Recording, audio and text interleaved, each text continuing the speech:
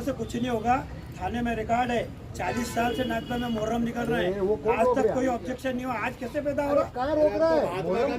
महात्मा गांधी बात कोई नया हो गया कि नागदा में? अरे उनने मुहर्रम पहले से चला रहे हैं, वही आए हैं। अरे उनका ये कहना है, तकलीफ होती है, तकलीफ होती है, तकलीफ होती है, ईदगाह पे तकलीफ होती है, इनको नमाज में तकलीफ होती है। अरे आपस में रमेश भाई क्या हो गया?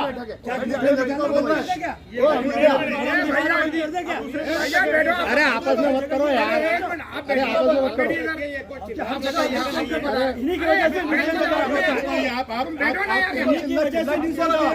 आप चिल्ला किस करो? आप चिल्ला किस करो ये बताओ पहले तो।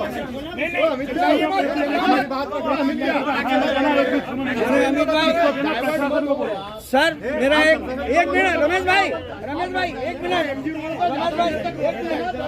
सर। अरे सभी आप बैठ जाइए, 2 मिनट बैठ जाइए। भाई हमने बोला 40 में कहा भैया ने बताया कि 40 से बोलो बात है, हमने सीधे काम कर लिया। रमेश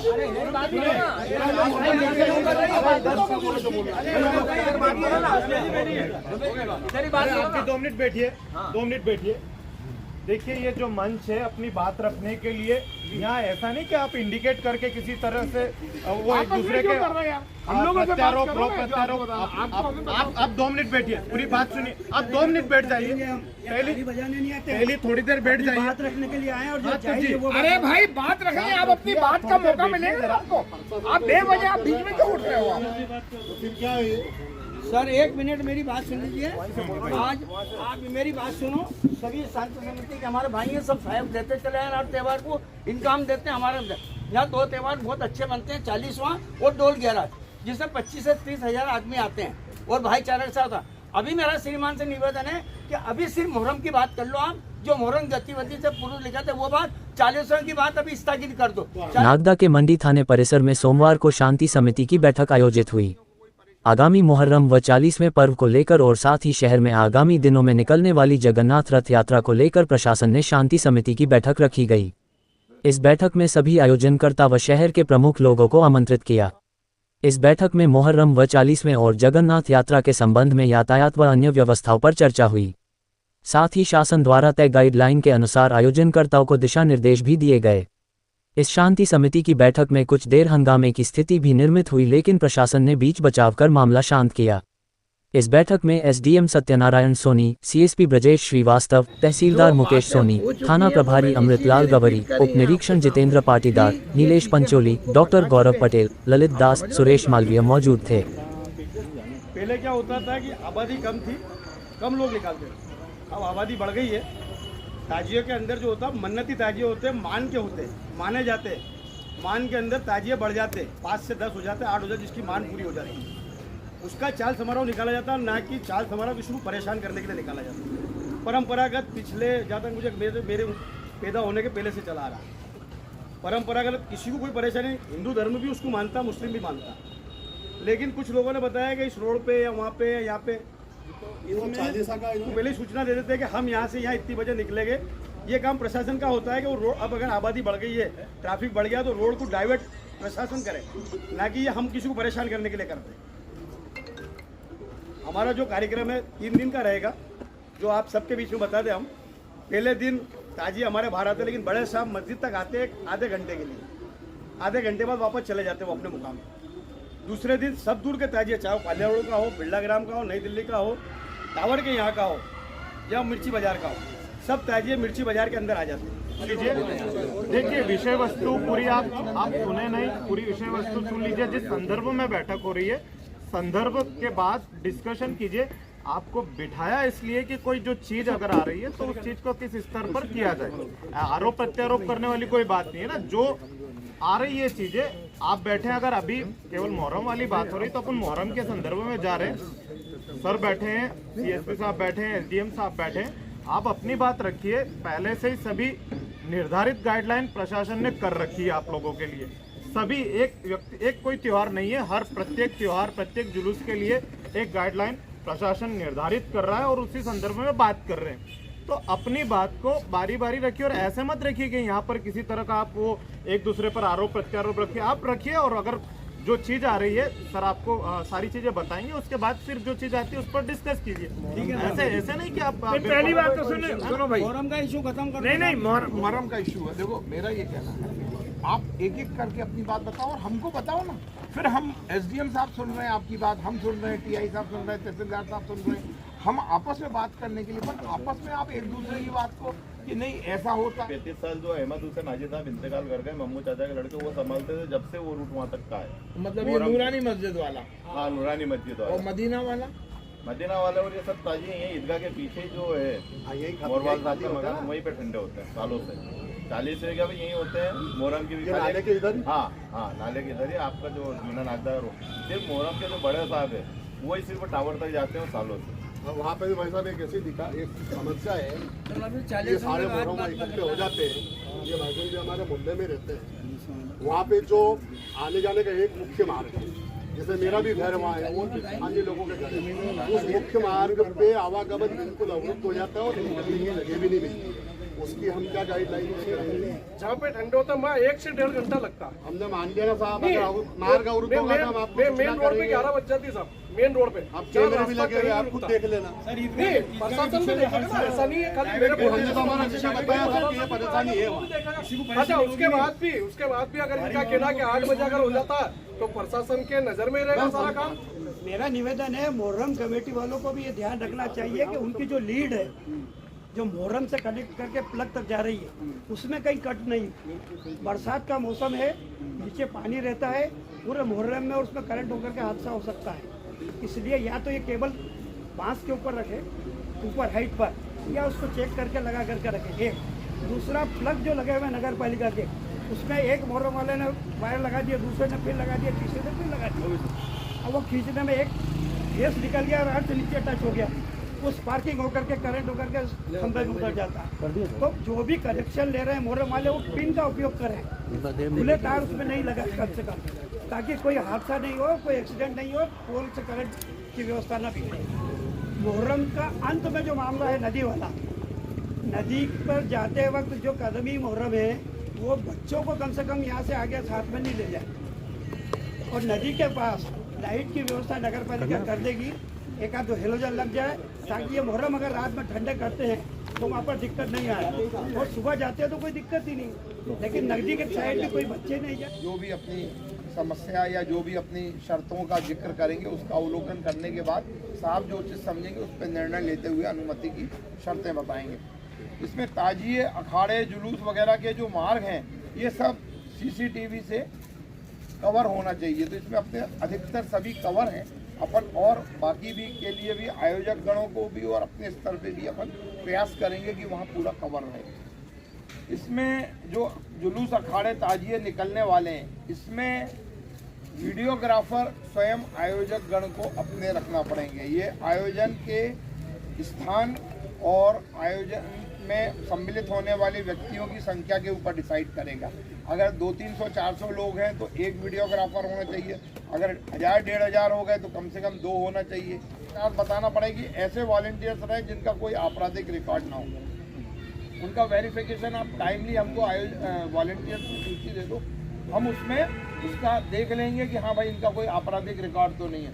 उनको वॉलंटियर्स के लिए कोई उनको चिन्हित करने के लिए कुछ आप उनको या तो वर्दी वगैरह कुछ दो, या फिर आप उनको अपना बैच वगैरह कुछ प्रोवाइड कराना पड़ेगा, जिससे कि वो समझ में आएंगे कि वॉलंटियर्स हैं। नहीं 50 कुछ नहीं है। आपने जब अरे जब 1000 लोग रहेंगे तो उसमें अगर 50 रखोगे तो क्या दिक्कत है? नहीं, अरे भाई तो 8-10, अगर 20 लोग हैं तो आप 5 रखो, 10 रखो। लेकिन जो बड़े ताजिए हैं ना, उनकी बात कर रहे हैं हम, बड़े ताजियों की बात कर रहे हैं। वो रेशो की बात कर रहे हैं कि जो तादाद रहती है ना, तादाद की रेशो पर सर ने पहले बताया कि जो एक रेशो रहता है, अनुमति के लिए लेके चलते उस हिसाब से अनुमति के लिए आप एक संख्या भी बताएंगे, अप्रोक्सीमेट कितने लोग रहेंगे हमारे कार्यक्रम में, उसको अपन बता दें। जो भी आपको अधिकतम लगता है वो बताइए आप, है ना? ये तो बता ही नहीं पाएंगे सर, बाहर से पब्लिक कौन आ जाए? नहीं, बाहर से एक अंदाज तो बताना पड़ेगा यार। नहीं बताना पड़ेगा। हम आपसे पूछते हैं, कि कितना बड़ा आयोजन रहेगा, तो आप बताते हो ना साहब करीब 2-2.5 हज़ार होते हैं, जबकि निकलते फिर उसमें 500 भी है। तो हम आपको ये थोड़ी बोलेंगे कि आपने 500 क्यों लेके आए, 2000 क्यों नहीं लाए, नहीं, वो अंदाज तो आपको भी रखना पड़ेगा। आपको मालूम है कि आपके यहाँ कौन कौन आयोजक मतलब कौन कौन लोग आएंगे। फिर इसमें जो अस्त्र शस्त्र नहीं रहेंगे किसी प्रकार से, कोई अपना जो अखाड़ा वगैरह में या कहीं पर कोई तलवार वगैरह या कोई धारदार अस्त्र नहीं रहेंगे, किसी प्रकार से आपका ज्वलनशील पदार्थ नहीं रहेगा कि पेट्रोल डीजल को लेकर उसका प्रदर्शन करने के लिए जो आप लोग करते हैं अपन लोग, वो ऐसा कोई केमिकल युक्त कोई भी सामग्री हमारे पास नहीं रहेगी। फिर कोई आपत्तिजनक नारे या कोई भाषण या कोई गाने वगैरह नहीं बजाए जाएंगे, सबको मालूम ही है। डीजे पूरी तरह से प्रतिबंधित है, ये सबको मालूम है। फिर समय सीमा का ध्यान रखना, अपने को बताना है कि भाई अगर हमारा कार्यक्रम 8 बजे से शुरू होगा तो 11 बजे तक होगा, तो 11 का 11:15 11:30 कर लेना, लेकिन 8 का 1 बजाओगे तो गलत रहेगा, फिर आपकी शर्तों का उल्लंघन माना जाएगा। ठीक है, अभी से आप अपना समय निश्चित कर लो, उसके हिसाब से आधा 15 मिनट आधा घंटा तो चल जाएगा, लेकिन आप क्या करोगे 1.5 घंटा और 1 घंटा बढ़ाओगे, वो उचित नहीं है। ठीक है, फिर मार्ग और स्थान को भी बिल्कुल निश्चित मार्ग जो रहेगा उसी पर हमको कार्यक्रम करना है, कोई आगे पीछे नहीं बढ़ना। जो आपको अनुमति में साहब लिख के देंगे कि इस मार्ग पर जाएंगे, इस चाहिए, ये आयोजक गणों की ड्यूटी है।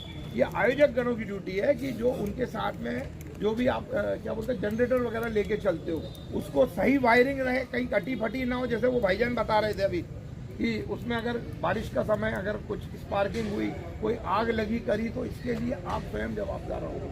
आप ये मत बोलना साहब बिजली वाला ऐसा लेके आया, मेरी गलती नहीं, ये आपकी जवाबदारी मानी जाएगी, जो भी कार्यक्रम के आयोजक है ना। हाँ बताइए। मेरा निवेदन ये है सर, जो परंपरागत ताजी जी, जो शुरू से प्रारंभ से निकलते आ रहे हैं, उनके लिए भी अनुमति आवश्यक है, या जो नए ताजिए निकालेंगे उनके लिए अनुमति? जो परंपरागत हैं और जो नए हैं सभी के लिए अनुमति चाहिए। ये अभी से लागू हुआ है? नहीं, ताजिए के लिए प्रत्येक जो ये तो शुरू से है, शुरू से ये कोई इसके लिए ज्यादा अच्छी बात हमारे एसडीएम साहब बता सकते हैं। क्या था ये इनका कहना भाईजान का कि जो परंपरागत ताजिए जो निकलते हैं उन्हीं के लिए अनुमति जाएंगे। पहली बात। दूसरी बात ये, आप जैसे अग्निशामक यंत्र की बात कर रहे हैं, जी जी, हम मुहर्रम वाले बेचारे ठेके पे मुहर्रम निकाल रहे हैं, चंदा तो करते नहीं है, वो अग्निशामक यंत्र कहाँ से लेकर के आएंगे? आप जैसे पूरे जुलूस में एक आध रख दे हम। अरे भैया सुनो, तुम्हारी दुकानों में लगा रहता है, प्रतिष्ठानों में लगा रहता है, वो निकाल के एक दिन के लिए लगा दे। उसमें कौन सी नई बात बता रहा हूँ मैं आपको? नहीं, ये हमारे अधिकारियों के समय बदल गया है। प्रिवेंटिव चीजें, हर चीज के लिए समय बदलता है। नियम नए लागू आज से हो गए कि ये भगदड़ हुई जब से, ये घटना हो गई, पूरी में हो गई, वहाँ हो गई, इसके बाद से नए नियम लागू हो गए, हम मानते हैं, ठीक है, भीड़ नियंत्रण के लिए आवश्यक है। लेकिन ऐसे नियम जो परंपरागत निकलते आ रहे हैं ताजी, उनके लिए तो आज ये नया नियम हो गया कि आप परमिशन दीजिए। बिल्कुल बिल्कुल बिल्कुल बिल्कुल नियम है साहब, इसका तो पालन करना पड़ेगा आपको। या तो एक ही आवेदन पे हम सबका दे देते हैं, जो ना एक आवेदन पे तो अलग अलग कार्यक्रम की पूरी रूपरेखा बताओ। बेचारे लिखना पढ़ना भी नहीं जानते, बच्चे लोग तो एक ही नहीं, आवेदन ये- जमा करके। अब ये मैं लिखना पढ़ना नहीं जानता हूँ, मुझसे ये घटना हो गई, ये कोई मेरा जवाब नहीं रहेगा। सुनो सुनो, आप जैसे आदमी बोल क्या भैया भैया मेरी बात तो सुनो। मैं ये कहूँ साहब, मुझे नहीं मालूम था कि गाड़ी चलाने में एक्सीडेंट हो जाएगा और सामने वाले को चोट लग जाएगी, तो ये मेरे को नहीं मालूम था, इसलिए मुझे क्षमा करो आप। कर दीजिए, हम नाम मोहल्ले सब डाल देंगे उसमें, सभी डिटेल डाल देंगे एक ही आवेदन में। क्या बता, किसी भी कार्यक्रम का एक आवेदन देते हैं। क्या आयोजक एक ही है क्या? आयोजन तो बदलने के साथ साथ चुनौतियां और समस्याएं बदलती हैं, उन चुनौतियों समस्याओं से निपटने के लिए नए कानून भी बनाए जाते हैं। नहीं अच्छा है ना, अलग अलग आयोजन की अनुमति, लेकिन क्या परंपरागत मार्ग का हमें उपयोग करना है, ये सभी की सहमति है। दूसरा, कुछ नियम के संबंध में बातें आई हैं, तो जैसा कि हमने आपको पहले से बता दिया है कि नई परिस्थितियों में नई चुनौतियों के साथ निपटने के लिए नए नियम भी बनाए जाते हैं, जिनका पालन करना आप लोगों की जवाबदारी है और शासन आपसे यही अपेक्षा करता है। तो नियमों को लेकर किसी प्रकार की शक शुबह में न रहें। जो जिस प्रकार से हमें अनुमति प्राप्त होती है उस अनुमति के अकॉर्डिंग ही हम अपने धार्मिक आयोजन संपादित करें, ताकि किसी प्रकार का विघ्न, बाधा, शिकायत, शिकवा ये चीज़ें सामने ना आए। दूसरी एक चीज़ है कि कोई भी मार्ग है, रास्ता देना, रास्ता छोड़ना, ये हमारी स्वयं की जवाबदारी है कि कब कौन किस घर में बीमार हो जाए, एम्बुलेंस आती जाती है, एम्बुलेंस के लिए भी रास्ता ना मिले और कोई ऐसी दुर्घटना घटित हो जाती है, तो मेरे ख्याल से हम सभी के लिए ये चीज़ शर्मनाक होगी।